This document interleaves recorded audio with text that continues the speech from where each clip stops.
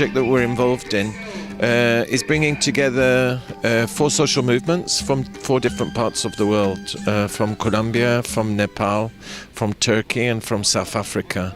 The idea of the project is that for many people the idea of knowledge and knowledge production is a thing that is controlled and produced in universities, and our argument is that there is a lot of really important knowledge produced by social movements and social movement activists in their daily struggles to create a better world and to create and defend their rights. So for us, the idea of the project was to try to build on that knowledge production and to do an analysis of the different countries and the different movements.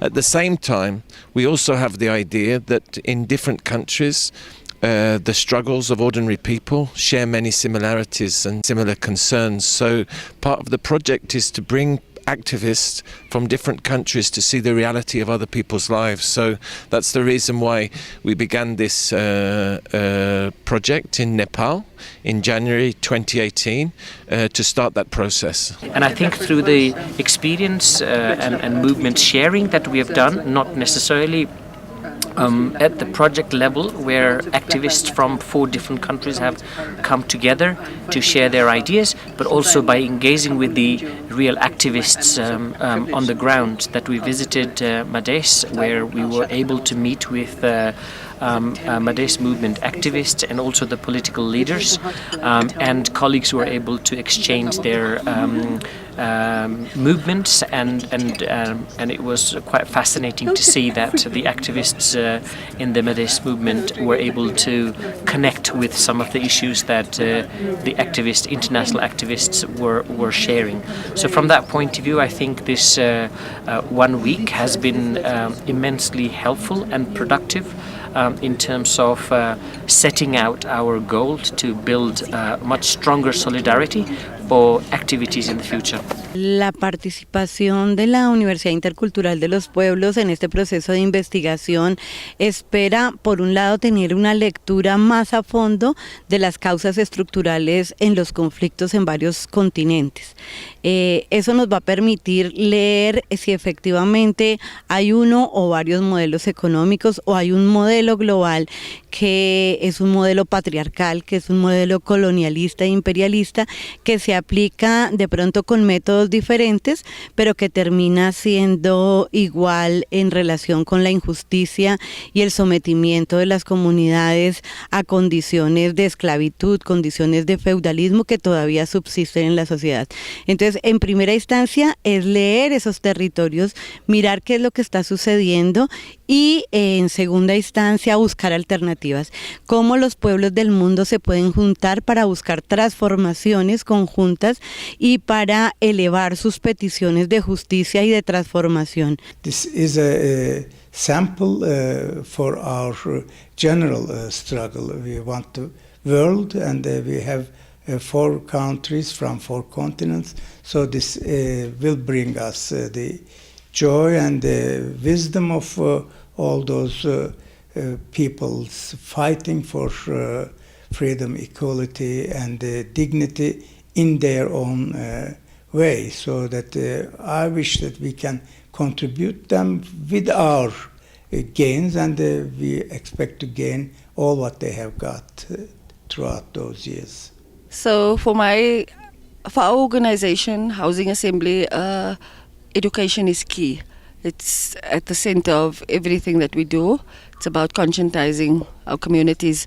We do think that our learning hasn't been recognized. Often it's academic learning that comes into organizations, whereas in our organization we see ourselves learning through our own experiences, and what we hope to get out of this project is to learn from the 4 different organizations, movements that are part of this project, to learn about their strategies, at the end of the day then to bring it together and to see where we can benefit from it, how we can learn from other organizations' strategies.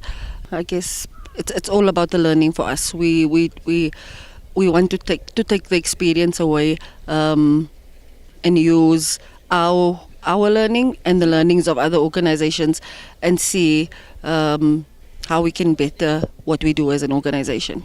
I learned that if we struggle, then we can win. We can get our issue addressed. Because I learned through the South Africa, Colombia, Turkey, they have been succeeded in some instance. So let's continue with our agenda with this movement. So as I said, War on Want is a NGO that's based in London, and all our work is with partners, social movement partners in the Global South. And the reason for that is we feel that social movements in countries like Latin America and the continent of Africa and in the Asia and Pacific, these communities and these social movements are at the forefront of the struggles against neoliberalism, neocolonialism, and imperialism. These communities are the ones who are facing the effects of that, and their struggles are rooted very strongly in the transformation of the structures and the systems that which are racism, capitalism and neoliberalism and neocolonialism, but also the systems of patriarchy. And so we feel that these social movements are the ones who are the only ones who are putting forward a transformation of that system that will actually target and eradicate completely or eliminate completely global poverty and dispossession.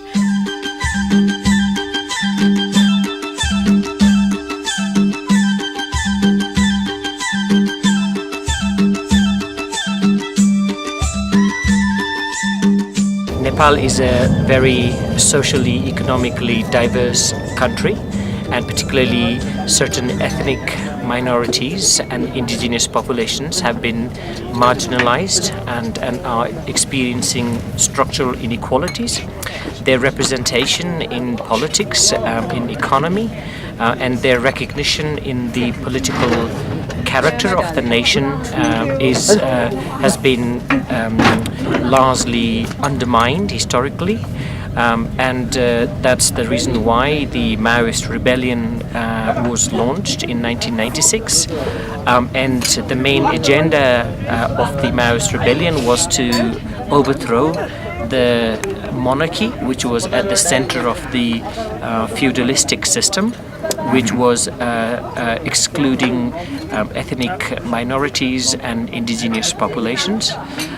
But unfortunately, the agendas of the minorities and excluded communities were not tactfully addressed, which led to another movement that erupted in the southern part of the country, which is also called Tarai or Madhes. But there are still some issues, and there's also a sentiment that not everything has been respectfully addressed by the constitution, and therefore the movement continues. So there are many kinds of problem with the Medheshi community. There are political kind of problem. That there is systematic discrimination with the Medheshi community. So that was state sponsored. We call it a structural problem. There are many things designed in such a way that they didn't have like a proper political representation in the state mechanism. They don't have a proper representation in the state bureaucracy, state jobs, state other things, and the distribution of the budget from the state side was not proper. So these were the political kinds of things, but at the same time there are so many social problems as well. Socially we are very diverse, and it is caste-based hierarchical society. So there are so many poor people from the lower caste group. There are very few people, they are rich, and many of them are from the higher caste group. What we're really hoping is that precisely by bringing together activist and academic knowledge, that we benefit from both. And that the final products of the project will be both some very high quality academic studies of the 4 social movements and a synthesis of that study, and also the strengthening of the self-reflection of the 4 different movements, and hopefully some foundations for the building of ties between different movements in different countries, because certainly, at least from the experience of Nepal, we see very clearly that the roots of many struggles are very similar. The victims are often very similar, and the perpetrators are also share similar identities. So for us, I think that there are a range of benefits that will come out of the project. The importance of this project for one is that a lot of the discourse, the narrative, the perceptions of where knowledge is located, who is responsible for creating education, sharing education, has been largely driven by the North, by elites, by people who are in power, and we feel that social movements who have been engaging with this for a long time have not been they have not been given the spaces to share their stories and their stories of resistance and struggle. I think I have like kind of big dreams and intermediate dreams. I think the intermediate dreams is that from this project we can lay the foundations for a revival of the types of internationalism that we saw in the 1960s and 1970s. The dream of peoples uniting in a range of different ways.